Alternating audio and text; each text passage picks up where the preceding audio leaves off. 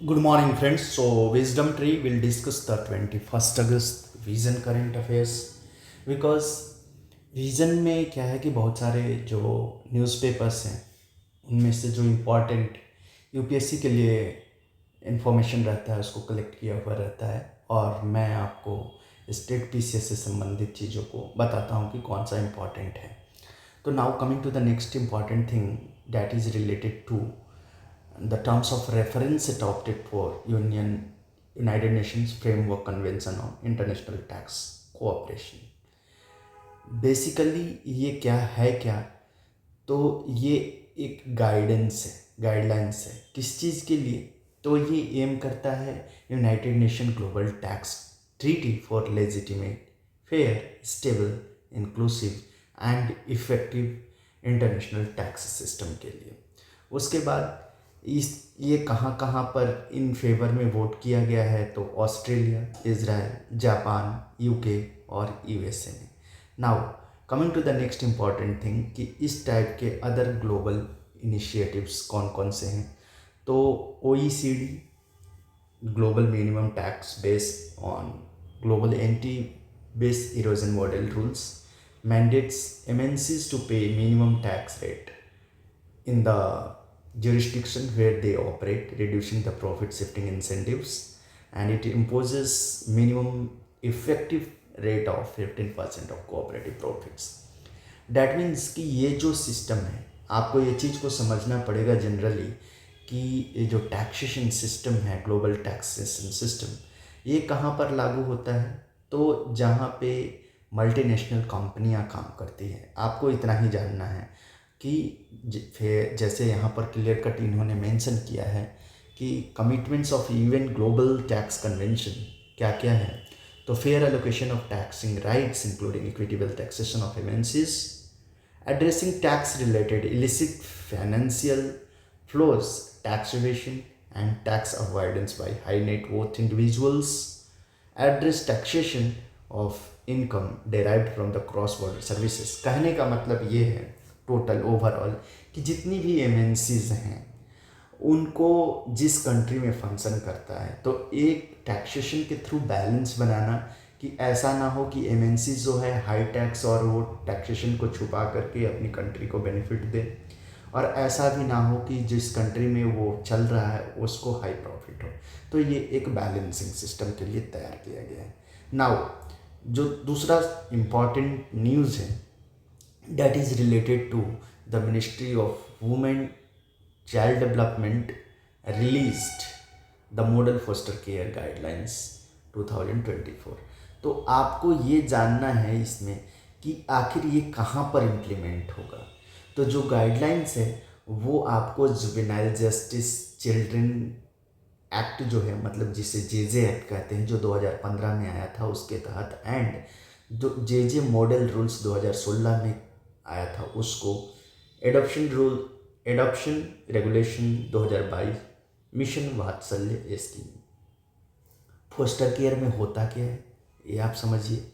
तो foster care में क्या है कि चाइल्ड्स को जो डोमेस्टिकली इन्वायरमेंट दिया जाता है और other than this biological child family को भी ये प्रोवाइड किया जाता है. डैट मीन्स जो चाइल्ड होते हैं बच्चे होते हैं 6 साल के और उनसे एबव तो उनको एक केयर रहने के लिए स्पेशल नीड प्रोवाइड किया जाता है. जैसे एलिजिबिलिटी क्या है तो children above 6 years of age living in child care institutions और community including hard to place children living special needs, children having special needs and children having unfit guardians. तो उनके लिए ये फैसिलिटी जो है वो कहीं ना कहीं प्रोवाइड किया जाता है. नाउ हमारे यहाँ पे जो सबसे इम्पॉर्टेंट है कारा. डैट मीन्स ये क्या कारा. तो ये एक स्टैट्यूटरी बॉडी है किसका तो ministry of child and care का. उसके बाद कब इस्टेब्लिश किया गया था तो on recommendation of JJ act 2015 इसको इम्प्लीमेंट किया था. इसका प्राइमरी डील क्या करता है तो adoption of orphanage, abandoned and surrendered children through its associate and recognised adoption. इसमें सबसे इम्पॉर्टेंट क्या है जो पूछा जाता है, तो जनरली वेलफेयर ऑफिसर्स के एग्जामिनेशंस में या आपको पीसीएस में ये पूछा जाता है कि जे एक्ट कब आया था, तो 2015 में। इसको आप याद रखिएगा। This is the important thing because in prelims they are going to ask you the factual thing. इसके साथ दूसरा एक और भी चीज़ पूछा जाता है कि इस पे जे मॉडल रूल्स कब आया था, और मिशन वात्सल्य जो है वो कौन से मिनिस्ट्री द्वारा चलता है, तो ministry of women and child development. तो दीज आर द इम्पॉर्टेंट। आपको इस तरीके से समझना है कि ये क्यों लाया गया 2015 में, और फिर इसका किस तरीके से इम्पॉर्टेंस है, why the age 6 has been kept, all these things. जब आप मैच कीजिएगा इन्फॉर्मेशंस को तो आपको समझ में आ जाएगा। चलिए अब हम लोग आगे मूव करते हैं। जो नेक्स्ट इम्पॉर्टेंट न्यूज़ है, nano particles can improve fungal infection treatment. तो देखिए ये साइंस एंड टेक का एक अच्छा न्यूज़ है जो आप लोगों को और हम सबको जानना चाहिए। अभी ये है क्या कि ये कुछ साइंटिस्ट ने पॉलीमेरिक नैनो पार्टिकल्स मेथड के थ्रू ड्रग डिलीवरी सिस्टम को डेवलप किया था। वहाँ पर ये पाया गया कि कहीं ना कहीं ये जो है फंगल ट्रीटमेंट को इम्प्रूव करता है। इन्फेक्शन जो फंगस से आपको बीमारियां होती है, उसको इन्फेक्शन होता है, उसके ट्रीटमेंट में ये नैनो पार्टिकल्स इस बेनिफिट करता है। अब ये डेवलप किस तरीके से किया गया था, तो इसमें साइटोटॉक्सिक्स, साइटो का मतलब होता है सेल और टॉक्सिक्स का मतलब होता है, आप जानते होंगे कि जो मतलब कि हानिकारक पदार्थ होता है, और haemolytic effects, conditions when red blood cells are destroyed faster than they can be made. तो वैसे कंडीशन में ये चीज़ों को इम्प्रूव करता है। कहने का मतलब क्या है कि मान लीजिए आरबीसी उतनी ज़्यादा फास्ट वे में मर रहा है जितना कि वो प्रोड्यूस कर सके। इस कंडीशन में इनको ये जो ट्रीटमेंट है नैनो पार्टिकल्स का वो दिया जाता है, और वो कहीं ना कहीं जो है इनको थोड़ा सा बेनिफिट प्रोवाइड करता है। कौन कौन से वो एरियाज़ हैं जहाँ पर बेनिफिट प्रोवाइड करता है, तो asthma, cystic fibrosis, HIV, cancer etcetera. तो इतना आपको जानना है। दूसरी चीज़ ये भी जानिए कि नैनो टेक्नोलॉजी होता क्या है। तो ये it refers to a branch of science and engineering devoted और to designing, producing and using structures, devices and systems by manipulating atoms and molecules at nano scale. Nano scale किसको कहते हैं, तो 100 नैनोमीटर्स और उससे नीचे। तो ये इसका नैनो टेक्नोलॉजी से संबंधित था। एप्लीकेशन किस फील्ड में है नैनो टेक्नोलॉजी का, तो एनर्जी के फील्ड में है, एनवायरमेंटल रेमेडिएशंस के फॉर्म में है, इलेक्ट्रिक एंड IT एप्लीकेशंस में, और एग्रीकल्चरल एंड फूड डिलीवरी में नैनो टेक्नोलॉजी को आजकल इस्तेमाल किया जा रहा है। तो ये आपको इम्पॉर्टेंट हो गया। आगे हम लोग मूव करते हैं कि जापान, मलेशिया के साथ हमारा कॉम्प्रिहेंसिव स्ट्रेटेजिक पार्टनरशिप अभी साइन किया गया है। तो इसके आउटकम्स क्या हैं, तो और किस किस चीज़ के एरिया में किया जाता है। आप लोग इतना जानिए कि आजकल जो climatic concerns and at the same time flora and fauna concerns है वो काफ़ी ज़्यादा इम्पॉर्टेंट हो गया है। उस कंडीशन में इंडिया और मलेशिया जो है इंटरनेशनल बिग कैट अलायंस में पार्टिसिपेट किए हैं। दोनों ने मिल करके एज ए फाउंडिंग मेंबर्स वो लोग डिसाइड किए हैं कि किस तरीके से बिग कैट को, 7 बिग कैट्स जो हैं ग्लोबली, उनको कंजर्व किया जाए। और इसका जो इस्टेब्लिशमेंट है वो एक स्टार्टअप इकोसिस्टम जिसका नाम है इंडिया मलेशिया स्टार्टअप अलायंस, इसके तहत शुरू किया गया है। अब हम लोग देखते हैं कि इंडिया और मलेशिया का रिलेशनशिप कहाँ पर किस तरीके से है। तो अगर हम डिप्लोमेटिकली देखते हैं तो फेडरेशन ऑफ मलेशिया जो 1957 से बना है तभी से है।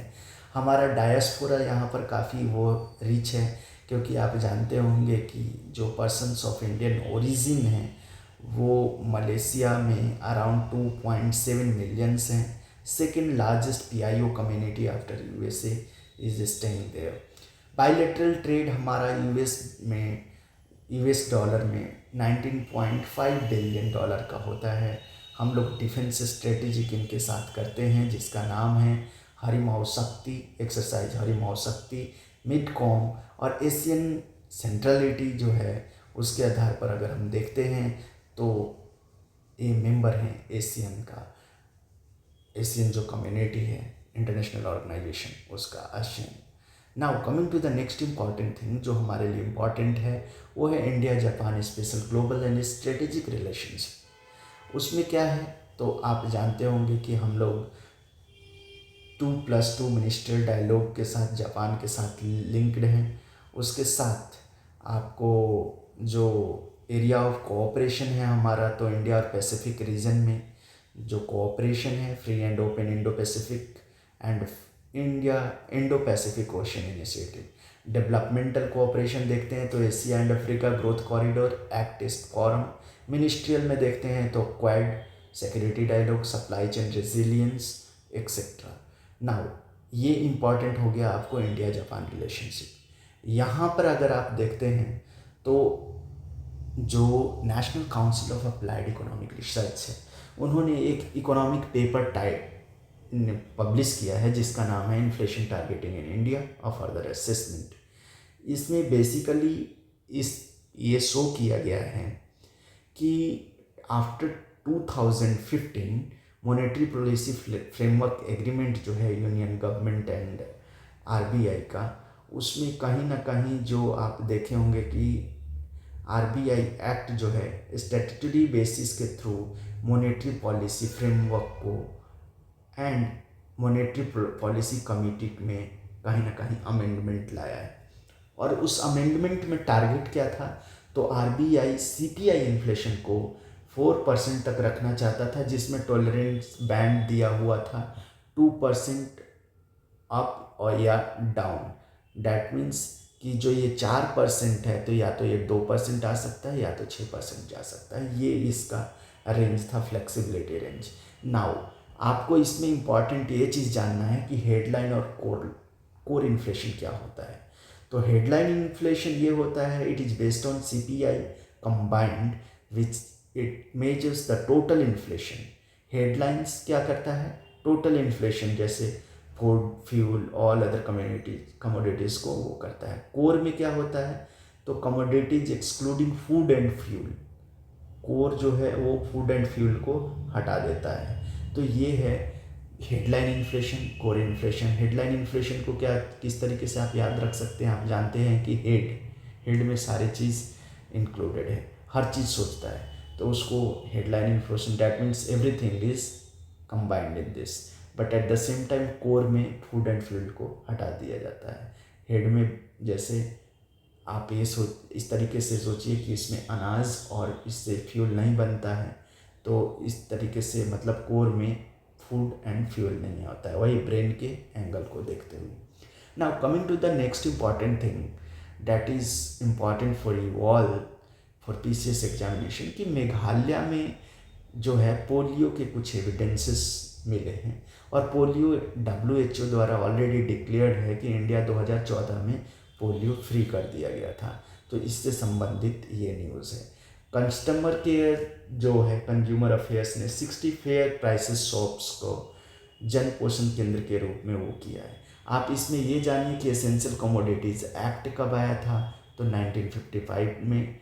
और ये केंद्र होते क्या हैं जन पोषण केंद्र तो ये डाइवर्स रेंज का न्यूट्रिशन रिच फूड आइटम्स जो है कंज्यूमर को प्रोवाइड करते हैं और additional source of income to FPS dealers को एक एडिशनल सोर्स ऑफ इनकम भी मिलता है। नेक्स्ट इम्पॉर्टेंट चीज़ है ब्लू मून से संबंधित जो आपने देखा होगा रिसेंटली न्यूज़पेपर में आया था कि जानिए कि सुपर ब्लू मून्स होते क्या हैं। तो एक super blue moon is a convergence of super moons and blue moons. ये एक कन्वर्जेंस है। ये कब होता है तो when moon is at the near and closest to the earth point that means पियाग्रे का मतलब जो जब मून और अर्थ जो है पास में होता है पियाग्रे मतलब समथिंग इज नियर। तो ये 2 टाइप्स ऑफ ब्लू मून जो है इस बार देखने को मिला है। One was on full moon day जो ट्वाइस सिंगल मंथ में देखने को मिल गया और दूसरा सीजनली जो 4 फुल मून सिंगल सीजन में देखने को मिल गया जबकि देखने को मिलता है 3। नेक्स्ट इम्पॉर्टेंट चीज़ है डैट इज़ की एक्सोटिक एनिमल स्पीसीज। अब एक्सोटिक एनिमल स्पीसीज को कौन से उसमें रखा गया है, तो शेड्यूल 4 के अंदर, और वो वाइल्ड लाइफ प्रोटेक्शन एक्ट 1972, ये यहाँ पर इम्पॉर्टेंट है। ड्रिप्स को बस इतना जानिए कि ड्रिप्स कौन से मिनिस्ट्री के अंदर है, तो ministry of power. This much is only important in this. दूसरा जो इम्पॉर्टेंट चीज़ है वो आपको जानने के लिए इम्पॉर्टेंट हो जाता है, that is related to the court of arbitration for sports. ये किससे रिलेटेड है, तो रिसेंटली जो विनेश फोगाट के साथ सिचुएशन हुआ, जो कि गलत है। मतलब कि आप एक चीज़ सोचिए कि the candidate who is taking so much of efforts to defeat the contender in the competition, उनको आप लास्ट में बिकॉज ऑफ 100 ग्राम्स आप इस तरीके से कर रहे हैं, that is not fair, because आपको अपने रूल्स एंड रेगुलेशंस को बदलना चाहिए। अब CAS है क्या, तो ये एक इंस्टीट्यूशन है, इंडिपेंडेंट इंस्टीट्यूशन है, किसका, स्पोर्ट्स ऑर्गेनाइजेशन को का, जो सर्विस फैसिलिटेट करता है, किस टाइप का, तो सेटलमेंट स्पोर्ट्स रिलेटेड डिस्प्यूट्स। कब इसको बनाया गया था, तो 1984 में। और ये किसके अंतर्गत काम करता है, तो international court of arbitration for sports. और इसका जो ज्यूरिस्डिक्शन है टोटली लिंक्ड है किससे, स्पोर्ट्स से। It deals with the dispute of commercial as well as disciplinary nature. इतना बात को जानिए, this much is important. Now coming to the next important news, Shri Narayan Guru. Narayan गुरु कब जन्म लिए थे, तो 1845 में। ये स्वर्गवास कब किए, तो 1928 में। उसके बाद बॉर्न कहाँ हुआ था इनका, तो इज़वाहा फैमिली में, प्रेजेंट डे तिरुवनंतपुरम में। उसके बाद he was a scientist, philosopher, social reformer, led the movement against caste system and consequences. Social inequality के खिलाफ उन्होंने, सोशल इनइक्वालिटी के लिए इन्होंने काम किया था।